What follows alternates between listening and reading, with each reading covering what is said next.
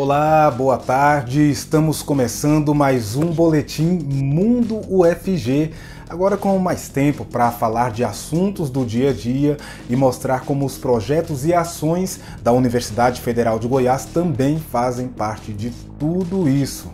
Hoje temos uma entrevista com um médico do Hospital das Clínicas da UFG que fala como é feito o tratamento da Covid-19 dentro do ambiente hospitalar.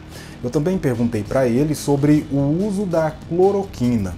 Ainda trago alguns concursos da UFG que oferecem prêmios de até R$5.000 para projetos na área de empreendedorismo, inovação e saúde. Tem também o novo trabalho do artista transmediático Cyberpajé, um álbum que fala sobre a relação humana com a Mãe Terra. Mas eu começo falando sobre um projeto que proíbe despejos em caso de aluguéis atrasados. Pois é, um projeto de lei aprovado no Congresso Nacional e encaminhado para a sanção do presidente da República proíbe que ordens de despejos liminares sejam executadas durante o período da pandemia. A ideia foi do senador Antônio Anastasia, do PSD de Minas Gerais, e inclui imóveis urbanos, residenciais e comerciais com aluguéis atrasados e que tenham ações que tenham sido ajuizadas, melhor dizendo, ou seja, protocoladas na Justiça depois do dia 20 de março, período em que foi declarada a pandemia de Covid-19 pela OMS. É uma tentativa de diminuir a circulação das pessoas, no sentido de evitar a propagação da Covid-19. Houve uma preocupação também em garantir uma moradia para algumas pessoas que estejam numa situação de iminência de despejo, no momento que até a busca de uma nova moradia não é tão simples, O projeto também proíbe que, neste mesmo período, aconteça a aquisição de imóveis por uso capião, que é quando a pessoa passa a ser proprietária do bem após um período que ela já tem a posse. Para condomínios, a lei permite que assembleias e votações sejam realizadas por meios virtuais e, se necessário, o mandato de síndico pode ser prorrogado até o final de outubro deste ano. O síndico passará, caso sancionado o projeto, a poder proibir o uso das áreas comuns dos condomínios e também proibir festividades, reuniões nas próprias unidades autônomas, ou seja, nos apartamentos. Então as pessoas não vão poder, se o síndico assim o fizer, assim proibir, não vão poder fazer festas, sempre ali dentro de uma ótica da necessidade dessas medidas que o síndico deve observar. O Centro de Excelência de Inteligência Artificial do Instituto de Informática da UFG conquistou um importante credenciamento junto à Embrap, empresa brasileira de pesquisa e inovação.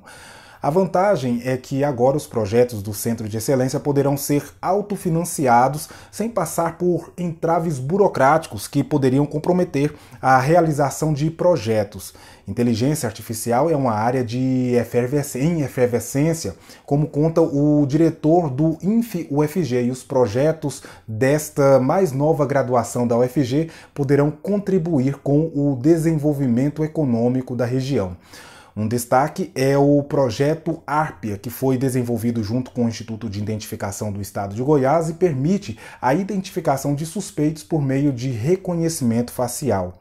Com esse credenciamento junto à Embrap, outros projetos de inteligência artificial poderão ser desenvolvidos em parceria com empresas privadas e o acesso mais rápido a recursos que permitam a sua execução.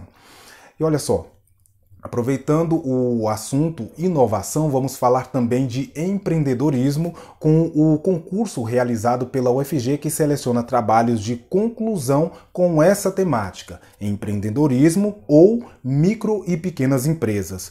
O concurso é digital, então a inscrição e entrega do material para avaliação deve ser feita toda pela internet, pelo endereço eletrônico sei.ufg.br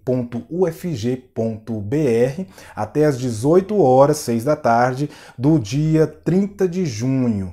Já é a quarta edição do Prêmio TCC em Empreendedorismo e serão selecionados até 4 trabalhos das duas categorias.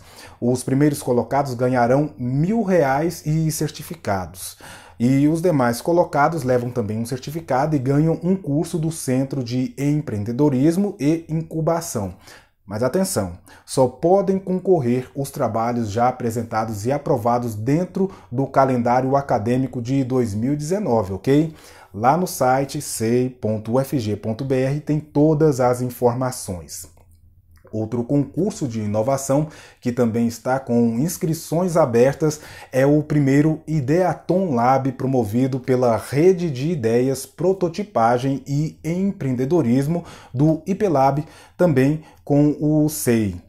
O Ideaton Lab é voltado para a área da saúde, busca equipes de 2 a 5 pessoas que desenvolvam protótipos que possam ser utilizados em eventos de risco em saúde pública, como no caso da pandemia de Covid-19 que estamos enfrentando no momento. Mas olha só, as inscrições vão até a próxima terça-feira, dia 9 de junho. O processo é todo digital, do mesmo endereço eletrônico que eu acabei de falar, está aparecendo aqui na sua tela, sei.ufg.br. Nesse mesmo site tem o edital do concurso com todas as informações e etapas. O primeiro lugar ganha R$ 5.000. O segundo leva R$ 3.000 e o terceiro lugar R$ 2.000 como prêmio. Continue comigo porque no próximo bloco nós vamos conhecer um trabalho do cyberartista Cyberpajé. Eu volto já.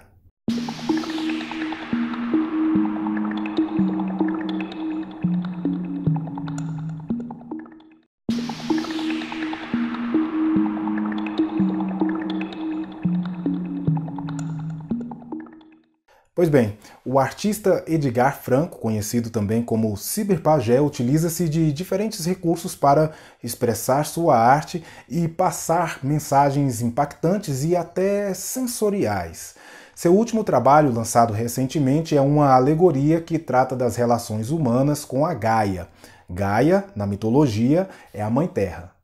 O conceito que está por trás deste EP, ele trata-se de uma ficção científica hiperreal em 3 atos, uma alegoria visceral da relação da humanidade com Gaia e a natureza cósmica. O 666 do título refere-se à espécie humana como seu próprio mal profundo, sofrendo as consequências da devastação planetária e da desconexão com a natureza. E essa é a crítica, a reflexão em relação à pandemia. Nós, a humanidade, nos desconectamos da concepção de que somos parte da natureza e precisamos nos reconectar. Para conhecer mais sobre o trabalho e ouvir as produções musicais é só entrar no blog do artista, cyberpajé.blogspot.com. Além desse álbum, é possível conhecer outros trabalhos.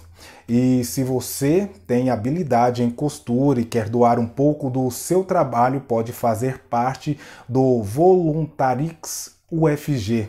Já há 2 meses, o projeto EPI UFG, composto por voluntários, vem produzindo máscaras e aventais de proteção que são utilizados por profissionais de saúde e estudantes que atuam no enfrentamento à Covid-19 no Hospital das Clínicas e em outras unidades de saúde. A iniciativa é da Faculdade de Enfermagem, Faculdade de Artes Visuais e Escola de Veterinária e Zootecnia, todas da UFG. O objetivo é chegar a 200.000 máscaras e 6.000 aventais. Para fazer parte deste time, você pode entrar no site da UFG e buscar pelo projeto Voluntarix UFG. E já que passamos a falar de saúde, eu te convido a acompanhar no próximo bloco uma entrevista com o médico Ricardo Borges da Silva. Ele atua no Hospital das Clínicas da UFG. Eu falei com ele sobre como os pacientes de Covid-19 têm sido tratados no hospital e ele também fala sobre a cloroquina. Eu volto já.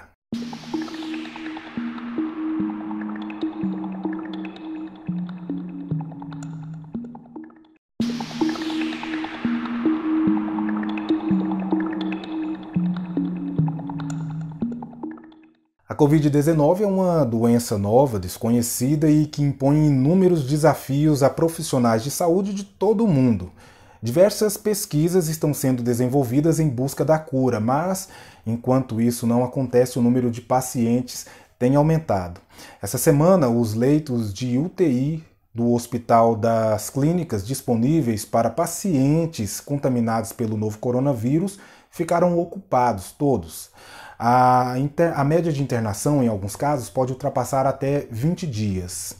Sem um remédio específico para essa enfermidade, eu conversei com o médico Ricardo Borges para saber como os pacientes têm sido tratados. Doutor Ricardo, a recomendação que se faz para pacientes que foram contaminados com o novo coronavírus é de que eles fiquem em casa, em isolamento e repouso, fazendo um tratamento que trata, na verdade, os sintomas. É isso mesmo? Exato, Marcelo. É uma doença viral em que a maioria dos casos é pouco sintomática e sem gravidade, e com relação a isso, o tratamento, na grande maioria dos casos, é em casa mesmo. Só em alguns casos em que há algum sinal de gravidade ou algum potencial de gravidade é que se orienta a internação hospitalar. Certo. A partir do momento que esse paciente, essa pessoa doente, vai para o hospital, como é o tratamento? Então, Marcelo, quando há sinais de gravidade, a principal causa de complicações é um quadro de insuficiência respiratória, em que, basicamente, a capacidade do pulmão de fazer a troca de oxigênio fica comprometida. Até que o organismo se recupere, a gente precisa oferecer oxigênio para os pacientes para que eles não entrem numa possível situação de risco maior. O principal tratamento é a oferta de oxigênio para esses pacientes. Além disso, a gente precisa permitir ao organismo o combate à doença. Então, a gente precisa monitorizar situações em que podem se transformar em uma gravidade maior. Corrigir o grau de desidratação do paciente, corrigir o nível glicêmico do paciente, compensar as doenças que se descompensam com a doença, pacientes diabéticos, hipertensos, portadores de doença do coração, doença pulmonar, outras doenças crônicas. Essas doenças tendem a se descompensar com o processo infeccioso causado pelo vírus. E a gente precisa de restabelecer o equilíbrio do organismo para que o paciente possa combater a infecção. Certo, doutor. Quando o senhor diz, né, em fornecer oxigênio para esse paciente, esse fornecimento ele acontece de que maneira? É aquela máscara que fica sobre o rosto ou é um processo muito mais invasivo e traumático? O novo coronavírus, ele traz um desafio para o sistema de saúde que tem a ver exatamente com essa oferta de oxigênio. Algumas formas de ofertar oxigênio para esses pacientes predispõem à disseminação do vírus no ambiente. E isso coloca em risco os outros pacientes e também os profissionais de saúde. A máscara, por exemplo, só pode ser usada se for uma máscara que veda completamente a face para que o ar que o paciente exala não seja levado para o ambiente. São máscaras que têm um reservatório de ar que capta o ar exalado pelo paciente. Perfeito. Quando a gente fala aí do tratamento, né, da Covid-19, a gente fala também dessa liberação da cloroquina para utilizar nesse tratamento. Como que o senhor, particularmente, enxerga a utilização desse medicamento e como ele vem sendo utilizado também, né, no ambiente hospitalar? Lá no Hospital das Clínicas da UFG, o protocolo de manejo clínico dos pacientes com suspeita ou confirmados de coronavírus, não existe uma recomendação formal para o uso da cloroquina e da hidroxicloroquina. Haja vista, não existem ainda evidências robustas que justificam o seu uso. Então, não faz parte do protocolo hospitalar, certo? O protocolo hospitalar é do uso de antibióticos, caso haja sinais de pneumonia, mas a hidroxicloroquina ela não é recomendada como rotina nos pacientes com coronavírus. Existe a permissão para o médico prescrever, desde que o paciente seja adequadamente orientado quanto à pobreza de evidências científicas atuais. Mas eu acredito, à medida que as evidências começam a surgir, novos estudos começam a surgir, fica cada vez mais claro que ainda não há nenhuma recomendação formal do uso da hidroxicloroquina. A gente está sendo desafiado por uma doença que a gente não conhece. Então, é natural, e assim, além da gente estar desafiado, a gente vivencia um medo desse desconhecido. Tanto os pacientes quanto os próprios profissionais de saúde e os gestores em si. Então, é uma opinião pessoal, tá? Eu acredito que esse medo de uma doença que a gente não conhece faz com que a gente tenha esperanças numa possibilidade, né? O que eu vejo acontecer é que a gente ainda se agarra nessa esperança, mesmo que não haja um substrato científico sólido que justifica. E aí a gente vê também essa polarização na própria ciência e no próprio meio médico. Eu li hoje uma notícia de que as UTIs, por exemplo, do Hospital das Clínicas, né, que são destinadas para pacientes com Covid-19, já estão todas ocupadas e, segundo estudos, a tendência é que o sistema médico, né, o sistema hospitalar, passe por essa mesma situação. E por outro lado, a gente vê aí os políticos, os governantes, melhor dizendo, flexibilizando essa questão do isolamento. A sua recomendação enquanto médico que está no Hospital das Clínicas, né, vivenciando boa parte disso, qual é para quem está nos assistindo? Marcelo, essa é uma resposta muito difícil de ser dada, né? Eu acho que nenhum de nós tem essa resposta, né?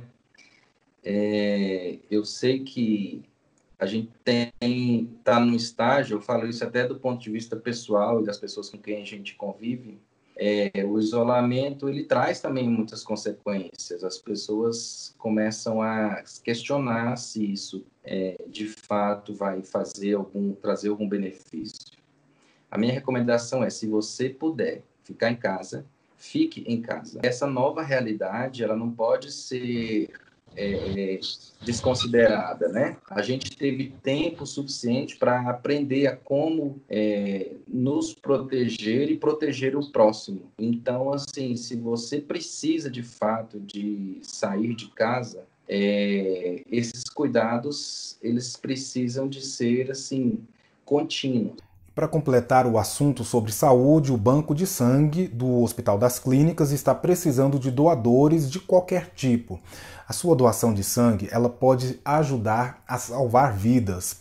Para evitar aglomerações, o atendimento ele é agendado pelo telefone 3269-8326. O Banco de Sangue do Hospital das Clínicas fica na 1ª Avenida, no setor universitário. O horário de atendimento é das 7 às 11 da manhã e de 1 até às 4 da tarde. Nós fechamos por aqui mais um boletim Mundo UFG, mostrando um pouco do que a UFG tem feito e o quanto esses projetos, pesquisas e ações podem ser interessantes para você. Amanhã tem Mundo UFG ao vivo, a partir das 4 da tarde aqui no canal 15.1 e também pela internet. Você pode participar conosco pelas redes sociais da TV UFG. Na próxima semana eu estou de volta. Um excelente final de semana para você. Tchau, tchau.